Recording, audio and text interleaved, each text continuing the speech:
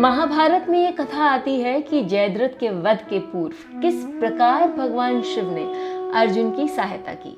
सबसे पहले मैं आपको ये बता दूं कि अर्जुन को फाल्गुनी भी कहा जाता है क्योंकि उनका जन्म उत्तर फाल्गुनी के नक्षत्र में हुआ था। उत्तर फाल्गुनी नक्षत्र में जन्मे लोगों को जीवन में ऐसे सहायक या ऐसे मार्गदर्शक मिलते हैं जो उन्हें सही दिशा दिखाते हैं और उनके जीवन की सफलता का कारण भी बनते हैं।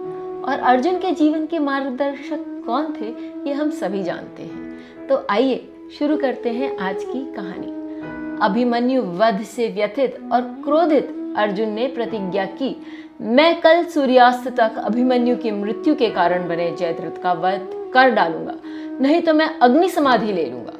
जब ये बात कौरव पक्ष में पहुंची तो कौरवों के प्रधान सेनापति द्रोणाचार्य ने जयद्रथ और दुर्योधन को ये कहते हुए आश्वस्त किया, मैं कल कमल व्यू बनाऊंगा और जयद्रथ उसमें सुरक्षित रहेगा।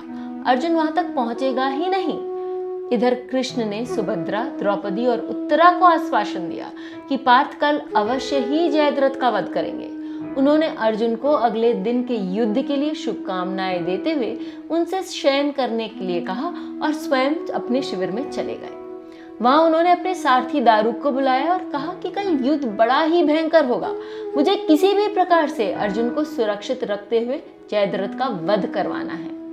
मेरे रथ को तुम शस्त्रों अर्थात सुदर्शन चक्र, कौमुदी गदा, नंदन खड़ग, सार्ग धनुष एवं अक्षय तुनीरों से सुसज्जित रखना और मेरे पांचजन्य का उद्घोष करने पर उसे तुरंत मेरे पास ले आना।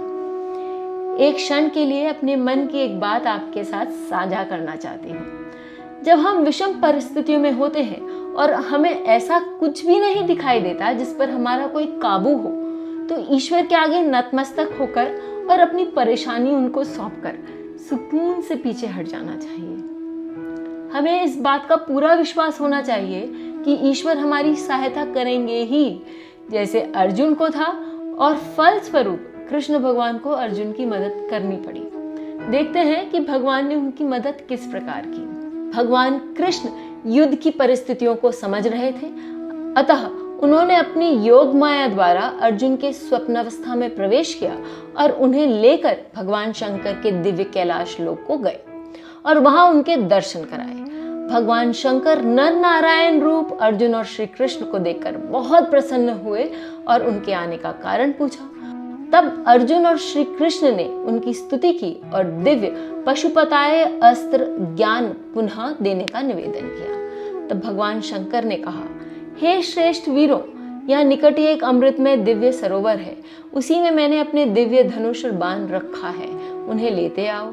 शिव जी की आज्ञा से जब कृष्ण और अर्जुन उस सरोवर पर गए तो वहां उन्हें दो महान नागों के दर्शन हुए।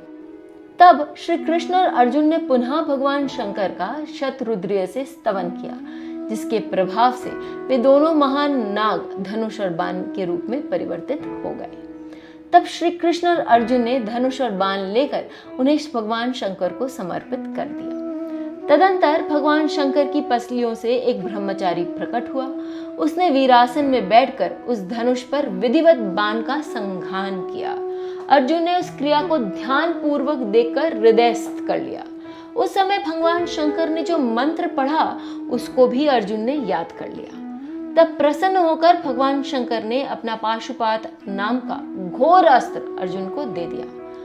उसे पाकर अर्जुन के हर्ष की सीमा न रही और उन्होंने अपने आप को कृत्य मानकर भगवान शंकर को प्रणाम किया और उनकी आज्ञा लेकर वे अपने शिविर में लौट आए। इस प्रकार जयद्रथ वध के पूर्व स्वप्न में अर्जुन को भगवान शंकर ने दर्शन दिए।